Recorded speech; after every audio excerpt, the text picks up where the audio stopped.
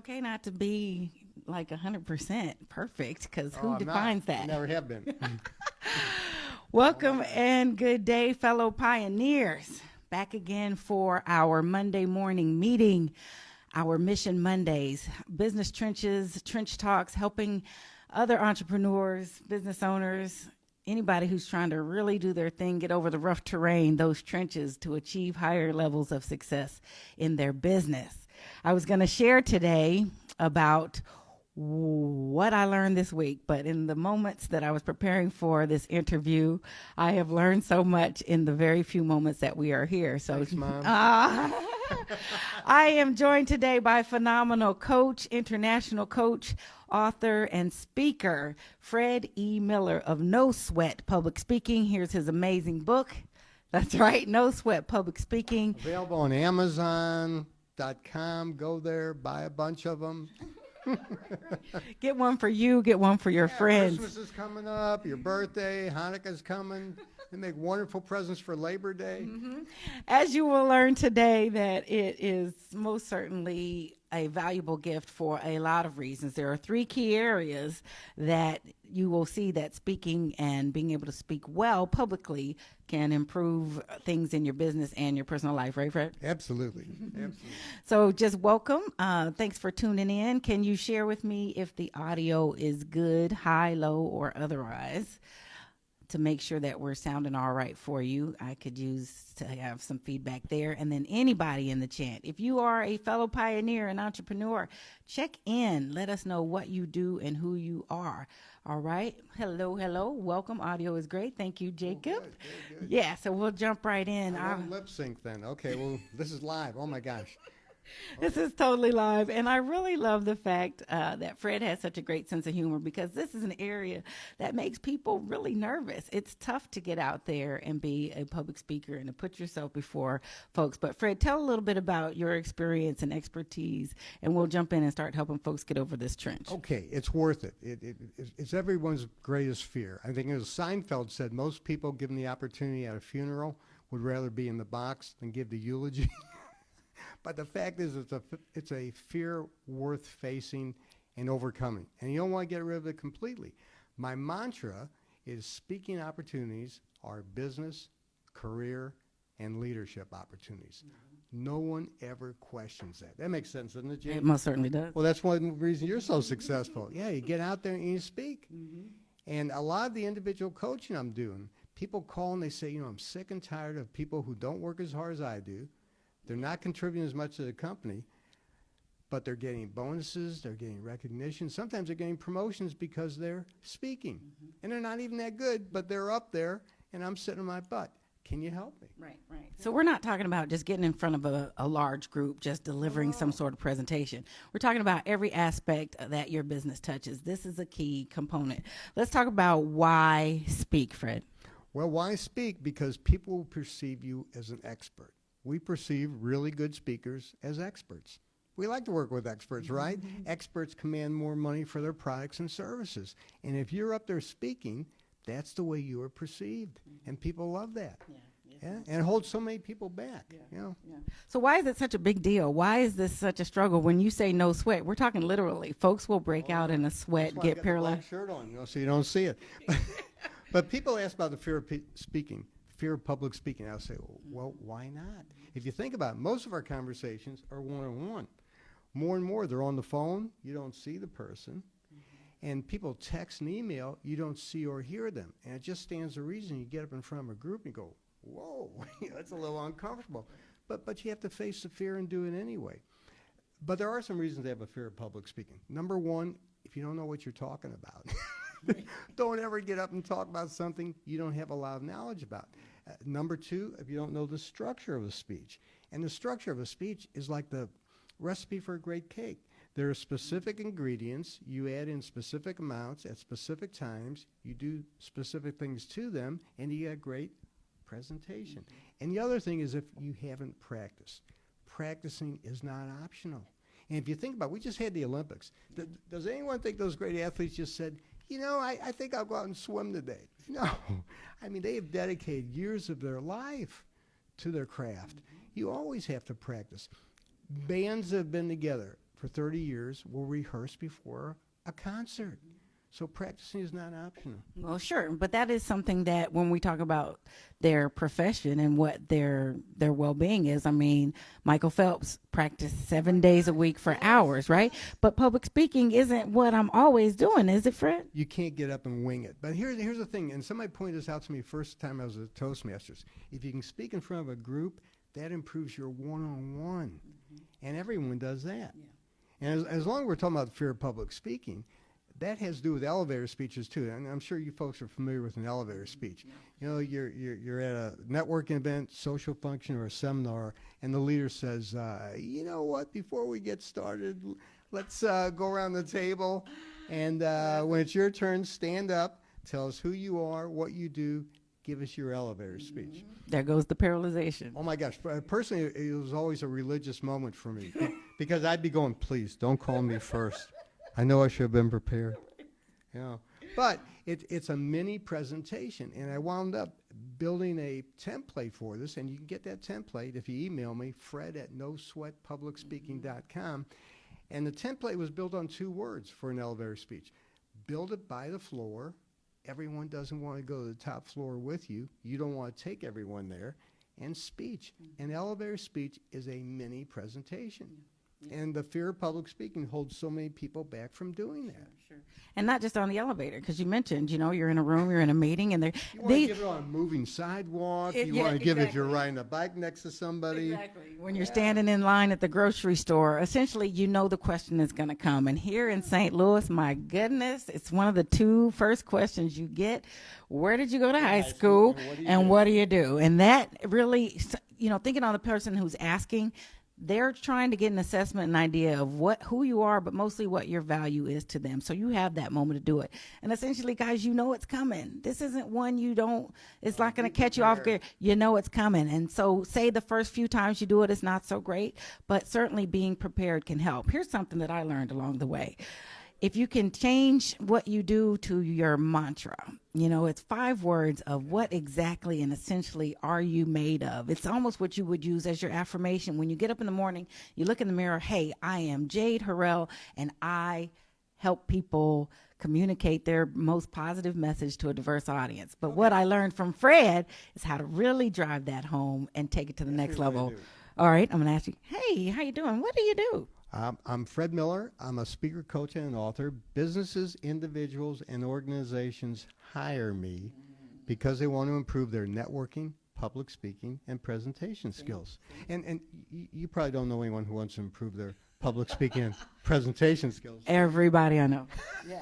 But notice that. Did you hear the difference? There are 2 H words, and they're the same there's 4 letters to them each. Now, most often, and we feel like we've come a long way. Yes, I help people. Instead of I'm a producer, I'm a speaker, I make widgets, that's one level. We don't even want to use that as the model anymore. That's what you put on your business card, entrepreneur, coach, speaker, widget maker. I started in with I help businesses do. I'm trying to offer value, but take it up a notch. Get up over this trench. People hire me to do. What hire me says is I'm really good at what I do, and I'm proud of it. And you know what? There's some jack connected to it. That's right. Now, if that disqualifies people, that's great. Everyone's not a prospect for what you offer. You're not going to buy everything offered to you. That's right. So a couple of things about elevator speech. You want to disqualify as quickly as possible. That's for the one-on-one elevator speech. And you also want clarity. Yes. If you're giving an elevator speech in front of a group or to an individual, you want people to know exactly what you do. And the goal is this. You want them to think, I need to talk to this guy right away. I really do. Or I don't need what she's offering now, but I might in the future. And the other thing is, I would be very comfortable referring Jade to someone. Yeah. Sounds like she's an honest person, knows what she's doing, a lot of expertise, and doesn't sound like she'd give them any high pressure. Now, the one-on-one is a little bit different, and Jade and I were talking before the show. I happened to have the opportunity to give it was a retreat to a very upscale travel agency, and they said a lot of our elevator speeches, in fact, most of them are at cocktail parties. Well, there you want to disqualify as soon as possible. Right. You don't want to waste major time on minor possibilities. Say that one again. You don't want to waste major time on minor possibilities. In fact, let me tell you a story. Okay. I was at a networking event in North County, big chamber, and there was a lady sold replacement windows for older homes. And I was familiar with the product. Really good windows.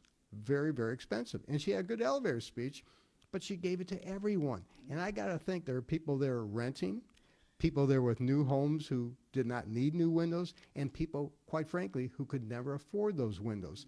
She was wasting her time and their time. Wasted major time on minor prospects. So here's how we got around it. If we're at a cocktail party, well, you go ahead. Ask me what I do. Hey, Fred, it's good to see you. How you doing? Nice to meet you. What do you do? Jade, thank you for asking. Wait, buy me a drink first. Okay, maybe two. All right. Right. I'm going to answer your question by asking you one. Have you ever been at an event and you're watching and listening to the speaker and you're thinking to yourself, boy, that guy's good. I mean, he is really good. He's articulate, authentic, very entertaining, obviously has a passion for what he's doing, and I'm getting a lot out of this presentation. Boy, I wish I could do that. I'm the guy they hire to develop, practice, and deliver presentations like that. Do you see what Fred just did here?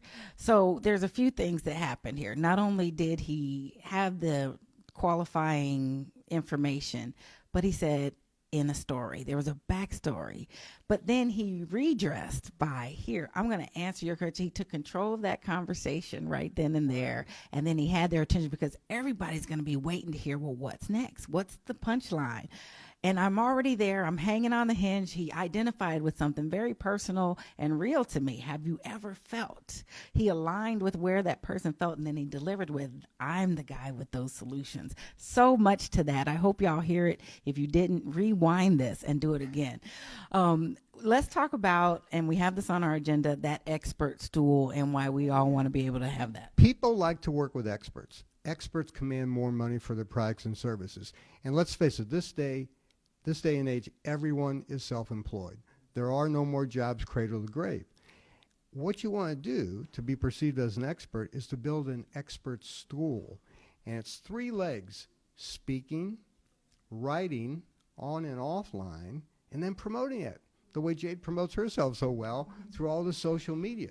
And if you're in that position of looking for a new job, or you're self-employed and you're looking for a project, and you send a proposal to someone or a resume, and they call you back and they say, you know, Jay, that proposal looks great. I looked at your personal website. Boy, you got a lot of good stuff out there. Everyone should have a personal website. And they ask you, they say, well, how do I find out more about you? If you built this expert stool, and it's a process, not an event, you can say, Google me.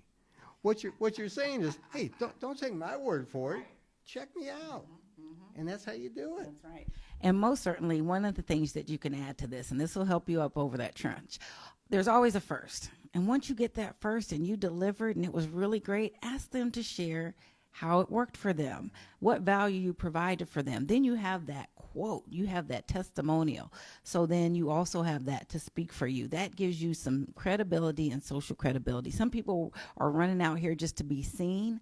What's more effective is somebody saying and speaking for you, or something else speaking for you, and that is, hey, she was really great, and I most certainly found value in what she had for me. And somebody else, don't you check reviews? Well, it's a good segue into, we were talking about presentations. Write your own introduction.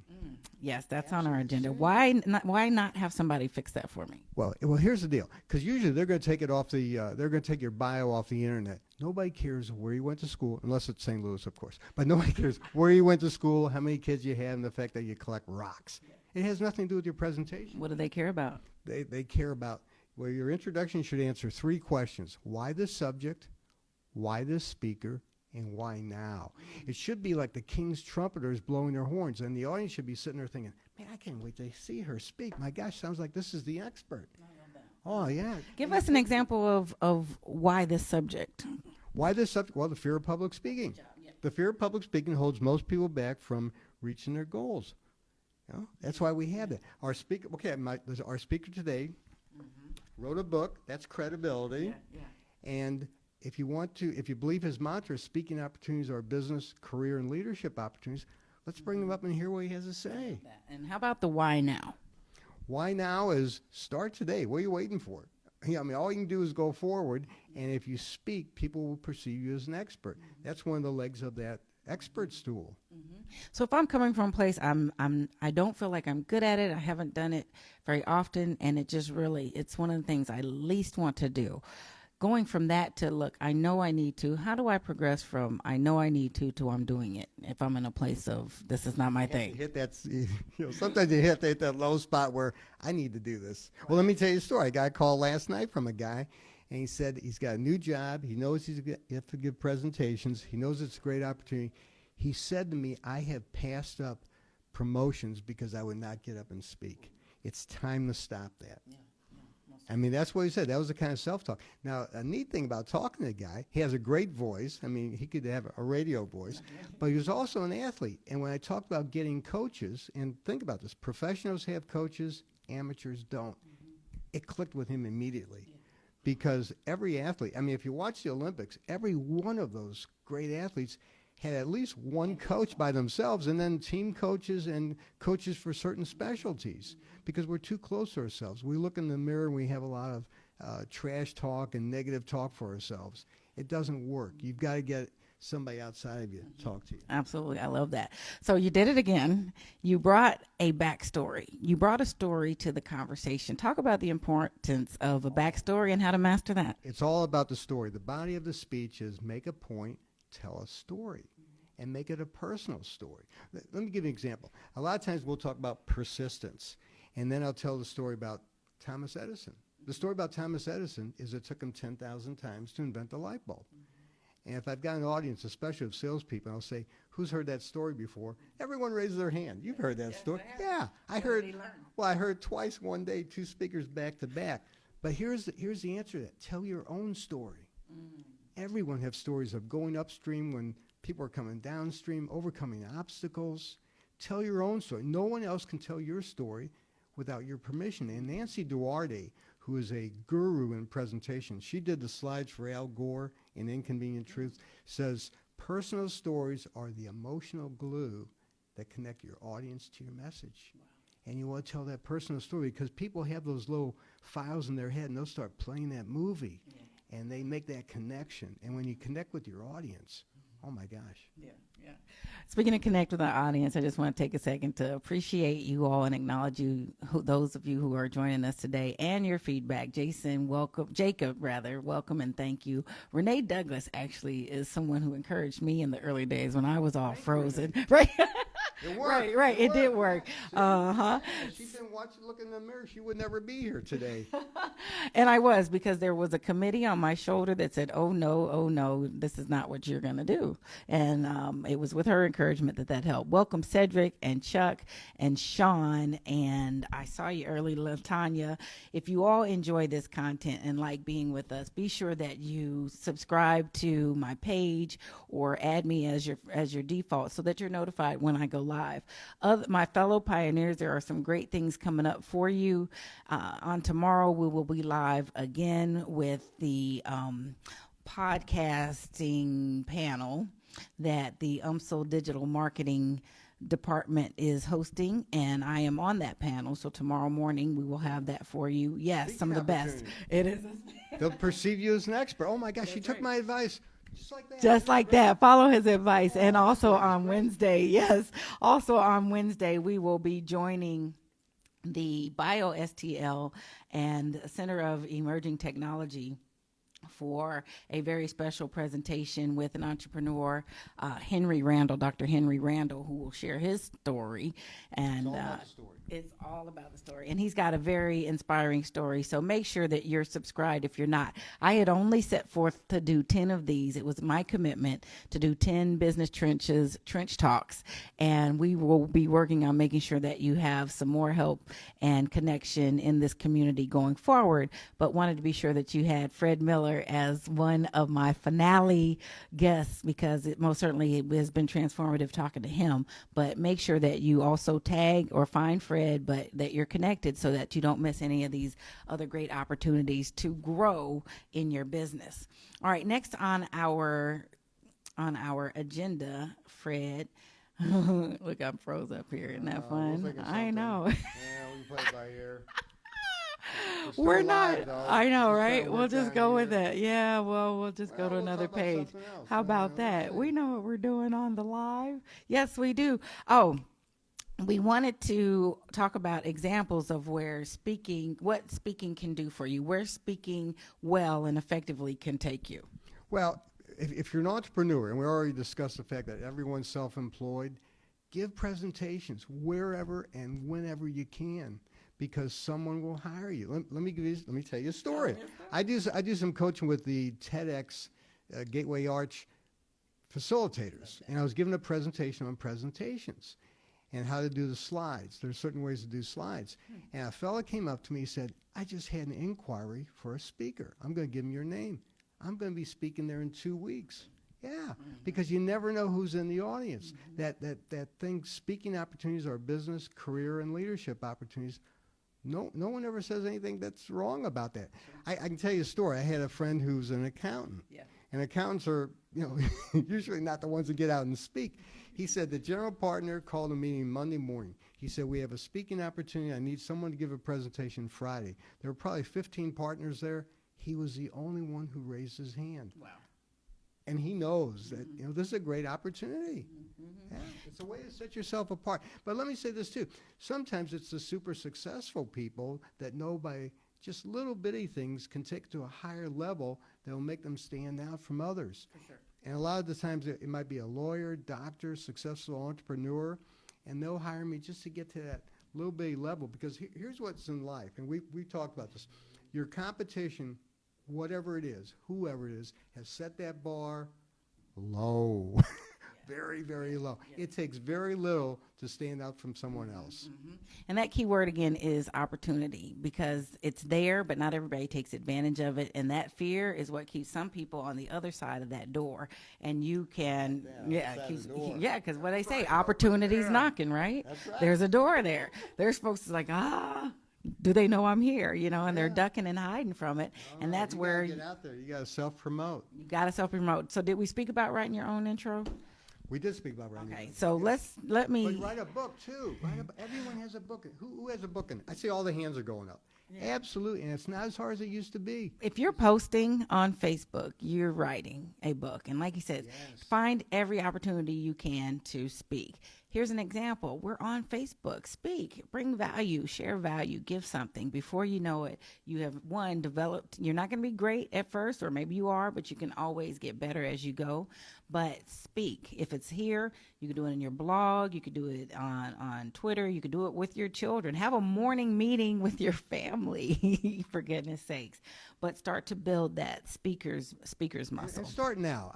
Some of you know Zig Ziglar. And one of the things he always said, if you wait till all the lights are green, never leave home. And if you're not going to start now, what are you waiting for? For sure. Tell us where one of the areas that you find most common that you're helping people with. I think just advancing their career. Self-confidence, too. Here's the thing. If we get out of our comfort zone, we make it larger. It's that fear of public speaking goes hand in glove with the fear of failure. But the fact is, that's how you learn. I mean, one of the things about failure is fail early, fail often, and sometimes fail big. Fail early, fail often, and fail big, because then you go on and get it over with. You got a success story you can share with us for somebody you've helped? If you get it right the first time, you don't give it a second thought. Oh, I do. Yeah, here. Well, I know that's a good one. I got to write that one If down. you get it right the first time, you don't give it a second thought. Let me tell you a story. Yeah. I get a call one day, and the guy says, is this confidential? And I go, yeah, sure. Well, what's up? He said, well, I'm a pilot. I go, oh, my gosh, pilot. I mean, I put pilots right up there with rocket scientists and neurosurgeons. I mean, they're flying a multi-million-dollar piece of equipment. They have many lives at stake. He says, well, I'm a first officer, fly for one of the big airlines, fly a 7, whatever. I'm going to be captain soon, and my company is going to want the captain to get up in front of the passengers and crew and give that little welcome aboard address. I'm scared to death. I said, really? So he comes in, we have a session. I told him, people are impressed with pilots, and decided, we made a decision he would just dive into the deep end. One day after he'd practice, he would just tell the captain, say, hey, how about me giving the welcome aboard address? I'll get up and talk to everyone. Well, he emails me the following week. He said, it was fortuitous that we got together. My next flight, the captain comes on the plane and says, English is not my first language. You give the welcome aboard address. Oh, gosh, he said, I was sweating. My knees were knocking. I mispronounced a few of the flight attendants' names, but every leg of the trip got easier. Face the fear and do it anyway. What's the worst that can happen? Right. It's not like you're crashing an airplane. Oh, no. And the fact is, and I always say this to the audiences, be audience-centered. The audience is pulling for you. The audience wants you to succeed. They came to network. They came to learn something. One question I always ask the audience, I says, anybody sitting there thinking, I can't wait till Fred screws up? Man, I'll be on his Facebook page. This is the last time. No. Right. They're so glad that you're up there and they're sitting where they are. They could care less. Oh, my God. We have a couple of minutes before we sign off from this morning's meeting, so I always want to give you an opportunity. If you have a question or is there something that you have access, one of the cool things that this provides is access to experts and folks that are pulling for you and helping and want to see you succeed. So feel free to post it now in the chat before we sign off. But Fred, before we go, give some encouragement. Cheer on someone out here who may be looking for some help in this area. You faced fear before, and the fear of public speaking is a big one, but face it and do it anyway. And again, what's the worst that can happen? If you think about a baker, if you want to bake, bake. If you want to be a swimmer, swim. If you want to be a speaker, speak. And again, what's the worst that can happen? The baker's cake falls, the swimmer comes in last, and the speaker makes a fool of himself. Big deal. Sure. It's a drop in the ocean of your life. It's nothing. Yeah. It's worth it. I heard a guy say, well, all of that may indeed very well happen, but it's not in your control whether or not the sun will rise again in the morning, and most likely it will. Well, think of Michael Johnson. He talked about how many times he'd failed and missed shots. Jordan. Jordan, yes. Michael Jordan, that's it. Well, Michael Johnson was a runner. Right. But Michael Jordan, famous. I've missed so many shots, and I've done this, and my team members counted me. I have failed and failed again. Yeah. That's why I succeed. Yeah, watch that video. For sure. Real quick, what's a trench that you had to get over and I had the same succeed? Fears. No, you didn't. Oh, yes, absolutely. I avoided it for many, many years. My first Toastmaster meeting, I was scheduled to speak third out of 3 speakers, and I was shaking so much, and I went up to the Toastmaster. I said, could I be first? And he just saw the fear in my face. Said, yeah, I'll let you go first. I didn't think I'd live through it. Oh, yeah. But you made yourself go first, even though you had the fear. And now here you are helping everyone else with theirs. Fred E. Miller, yes, No Sweat Public Speaking, how to develop, practice, and deliver a knock your socks off presentation with no sweat, or at least with a dark enough shirt that they won't see it. We appreciate you being here. Cool in here too. Yeah, we do. Right, for sure, for lots of reasons. If I have an internal summer coming up, I'll know exactly what to do. Appreciate you so much. Want to encourage you this morning to step into your purpose and stay on your mission. What you have is more than a part-time vision, so put a bit more effort and energy and attention to it. And talk about it. Speak about it. There's a speaking opportunity. What is that subject? Get out and speak about it. Or speak about what you're struggling with. More than likely, you're not the only one. We appreciate you. Make sure you tune in tomorrow and Wednesday. Great live on location broadcasts from here, Rare Gem Productions Live. I'm Jade Harrell. Keep pressing forward. Be blessed, do blessed, and take care. Thank you very much for having me, Jade. Did I tell them where to find you? Find me, No Sweat Public Speaking. And if you want some templates, Fred at nosweatpublicspeaking.com. I'll send them to you. Elevator speech template, speaker's template. Mm-hmm. You don't have to do all this work from scratch or on your own. We want the best for you. So succeed. We need you out here.